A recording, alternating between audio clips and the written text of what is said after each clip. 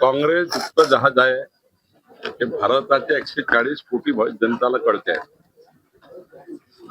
आणि हे जहाज लवकरच अरबी समुद्रात डुबणार आहे. राहिला प्रश्न पार्टनरचा, जे आमचे पार्टनर्स आहे. आज मोदीजीच्या नेतृत्वामध्ये आपण अटलीचा काळ बघितला, आता मोदीजीचा काळ बघतोय.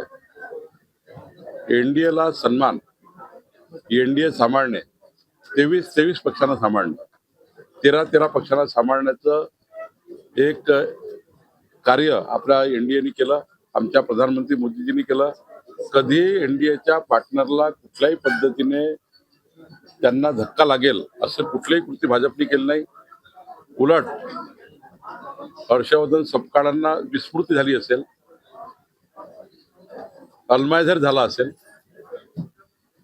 काँग्रेसचा जर इतिहास बघितला तर 65 वर्षात काँग्रेसने साऱ्या नेत्यांना उद्ध्वस्त केलं, साऱ्या पार्टनरला उद्ध्वस्त केलं. एवढंच काय, काँग्रेसच्या चळाओढीच्या राजकारणामध्ये अनेक नेत्यांना बर्बाद करण्याचं काम काँग्रेस पार्टीने केलं.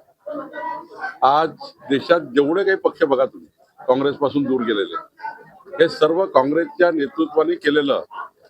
या ठिकाणी आपल्या पक्षासोबतची बेईमानी आहे. शरद पवारजी काय केलं, ममता बॅनर्जी काय केलं, या देशात हजार उदाहरण देता येईल की काँग्रेस पार्टीच्या बडी पडलेले पक्ष आहेत.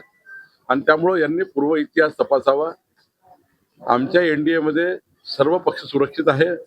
आमच्या एनडीएमध्ये सर्व पक्षांना हमी आहे. प्रधानमंत्री मोदी सारखा कणखर नेता एनडीएच्या पाठीशी उभा आहे. आणि त्यामुळं काँग्रेस हे डुबतं जहाज आहेत, पण हे अरबी समुद्रात लवकर डुबणार आहे. काँग्रेस डुबतं जहाज आहे, अरबी समुद्रात बुडणार आहे. हेच या ठिकाणी तुम्हाला दिसत आहे. अमरावतीमध्ये लढण्याची क्षमता नव्हती तर कशाला लढले. खरं तर याच पद्धतीनं यवतमाळमध्ये झालं, काँग्रेसचा उमेदवार पडून गेला. याच पद्धतीने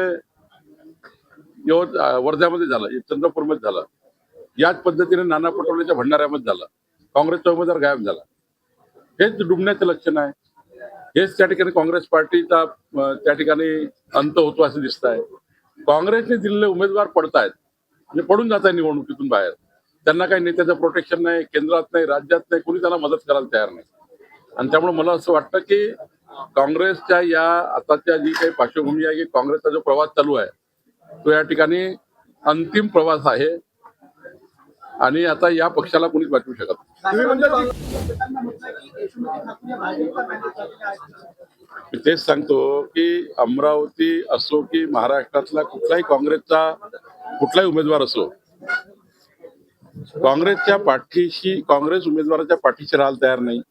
काँग्रेसचे नेते उमेदवाराला मदत करायला तयार नाही.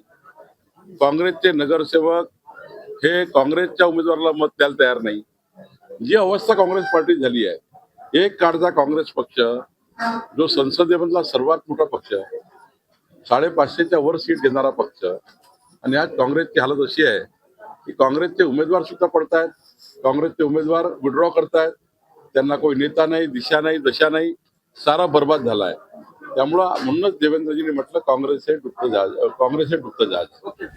कारण डुबत्या जहाजात कोणी बसायला तयार नाही. आणि शरद पवारजी सारखे प्रगल्भ नेते तर बिलकुल बसणार. त्यामुळे विलिनीकरणाची चर्चा काँग्रेसने सुरू केली. पक्षाची पत आणि प्रतिष्ठा वाढवण्याकरता की बाबा आता कोणतरी आमच्याकडे येत आहे, कोणतरी आमच्याकडे येत आहे, आमचा पक्ष अजूनही जिवंत आहे, आमचा पक्ष अजून जिवंत आहे. का अफवा पसरवायची गरज आहे? तुमच्याकडे येतात येऊ द्या त्यांना, बघू.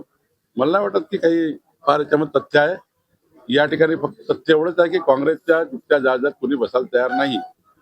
पूर्ण राज्यामध्ये, देशामध्ये सारखीच परिस्थिती आहे. तेच सांगतो की काँग्रेसच्या जहाजावर जे बसले ते सुद्धा काँग्रेसच्या जहाजामध्ये डुबणार आहे.